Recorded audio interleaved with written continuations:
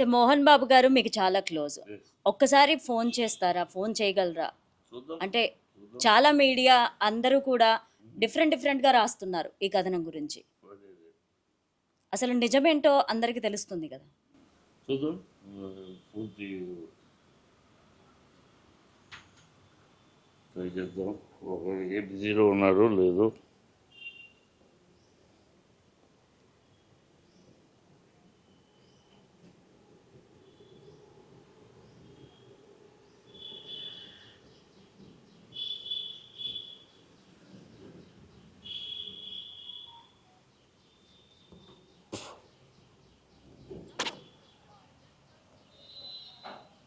కరెంట్లో బిజీ.